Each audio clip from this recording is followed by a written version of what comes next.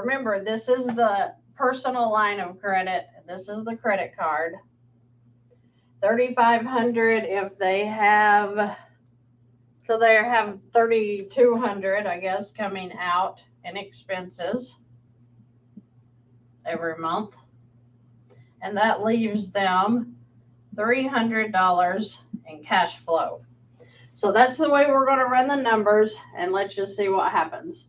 Now, for myself, throughout the month, I use a credit card for everything.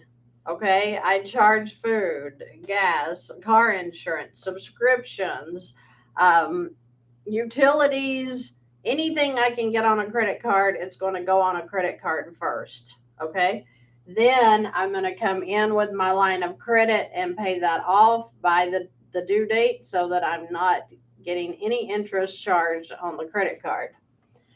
But in this situation where maybe this person is choosing to use a credit card, we're going to run the numbers and see what this looks like. Then we're going to with the line of credit. Now, let me say something about the credit card. If you have Capital One, Chase, those, you are not, to my knowledge, going to be able to withdraw cash from the credit card and put into a checking account unless you get their convenience checks. Okay, so why I'm saying that is you can't put your whole income into a credit card. If you do, then if you have rent or you have a house payment or you have things that can't be paid with a credit card, you're going to be stuck. Okay, so the idea is we put our cash flow into the credit card, which in this case is $300.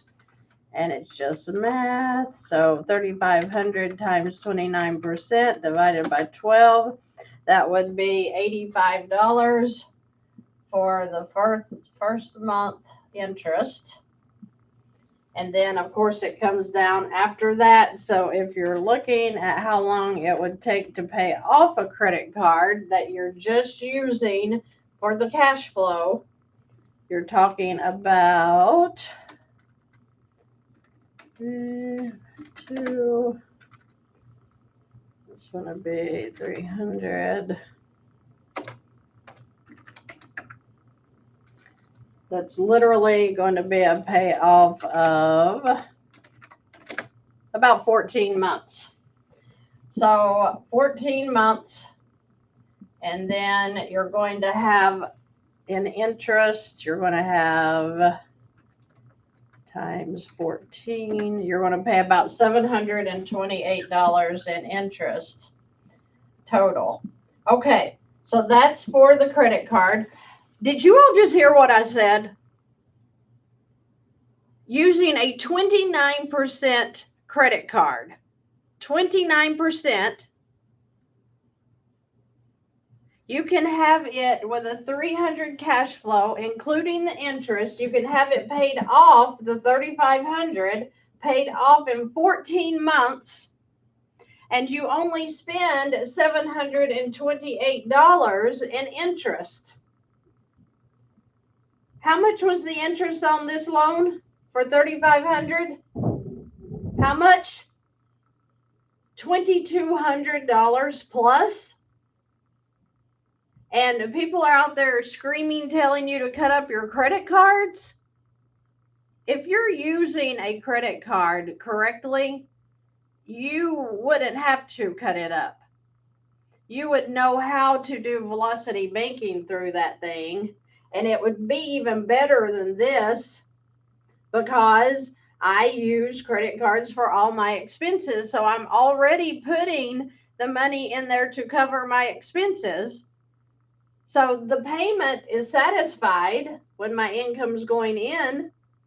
For example, my pen will write, my marker, whatever you want to call it. If I have, and go with me guys, because this is very, very good information. This is where I started.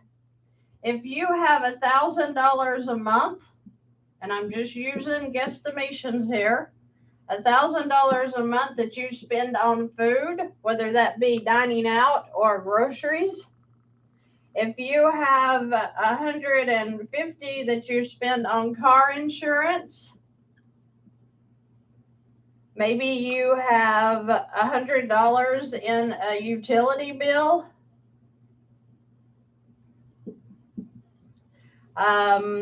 Maybe you have $200 in gas. Maybe your Verizon will not allow me to charge on a credit card without, like charging more. So I do have that come through my checking account so that I get the discount for paying through my checking account. So I'm not sure if your mobile service will allow you to do that. But I mean, I have subscriptions galore, from my alarm system to Hulu, Netflix, things I use around the office. So I probably have a good $500 in subscriptions. And all of this is chargeable on a credit card. All of it. More. You can come up with more if you do any kind of shopping. Household supplies at Walmart. It's all chargeable. So let's add this up if I can do math without a calculator. So that's a $1,950. Okay. So what if with this 3,500 credit card here that we're working on, what if I took $1,950 and put into this credit card just to cover my expenses? So this is my cash going in to cover my food, my car insurance, my utilities, my gas, and my subscriptions. And then I decide, okay, well, I have 300 more in cash flow. I could throw that in here too, just to be getting the sucker paid off. So let's do the math. 3,500 minus 1,950 minus 300. $1,250. Now, what are they going to be charging interest on with a credit card? What are they going to be charging interest on? Is it going to be on 3,500? Or is it going to be, as income goes in, your balance drops, right? When expenses start coming back out throughout the month, the balance may increase back up. But you're talking about cutting your interest charges down by doing this. What would the interest charge be here? If on 29%, 3,500, I charged an average of $52 in interest, the first month being the highest, the last month being zero. So I charged $52.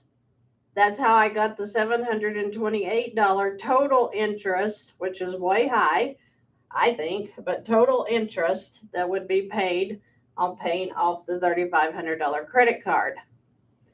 So if you're doing it this way, where you're putting income in to cover expenses, then they're coming back out throughout the month as you buy gas, today, go to the grocery store tomorrow, buy a new shirt the next day, which shirt's not included in here.